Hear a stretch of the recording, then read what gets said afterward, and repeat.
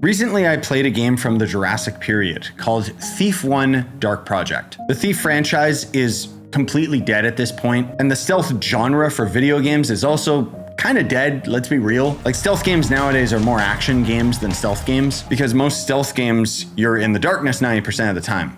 And that's not pretty, so that doesn't sell. It totally makes sense why the gaming industry moved away from that genre. But that doesn't mean that I'm not still frustrated about it, because I loved stealth games, man. Splinter Cell in particular was one of my favorite franchises ever. Ubisoft's supposed to be remaking them, but they haven't said anything official about it yet. But you always hear like these old school players talking about how Thief Classic was like such an awesome game. Now, having no nostalgia for Thief 1, I can agree with those super fans. This game was a treat. Yes, it's retro. Yes, you need to install a couple mods just to fix the game and make it functional. But what really surprised me is how old this game is and how well it holds up. The controls of your character are so fluent and smooth. Bunny hopping feels like you're playing Quake. The level design is also very meticulous. You'll often have multiple pathways to approach a mission, and you're often encouraged to explore because you'll end up finding trinkets and loot. Honestly, if you want to end up watching my full playthrough, I'll put a link in the description to my secondary channel, but I just gotta say that this was such a fun time for me. There's not really much I can criticize. Like, what am I gonna do? Say, oh, this game's retro and old, and I got lost a lot because so many of the screens looked the same. That's not really a design flaw, it's a limit of the hardware back then. But if there is one thing I would criticize, it's a couple of the levels. Thieves Guild sucked, Mage Tower sucks, this part was cryptic and dumb, the undercover level where you had to flick a bunch of switches was just old game design BS, and the last 3 levels are horrible. They basically just make you replay maps you already experienced, but they're heavily combat focused in a game that doesn't have good combat on purpose. Still, once I ended up beating the game, as frustrated as those last levels were, I couldn't help but look at the grand scheme of things and how much fun I had playing through it. It might be ancient history at this point, but one of the main reasons that I started my YouTube channel in the first place was so that I had an excuse to play through games that I experienced when I was younger,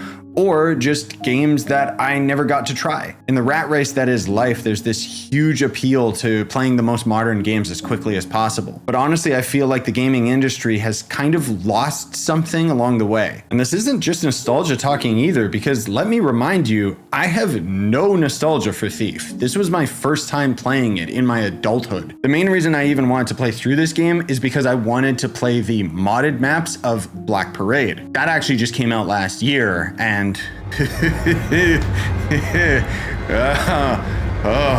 at least it'll give me something to do until Gloomwood finally releases.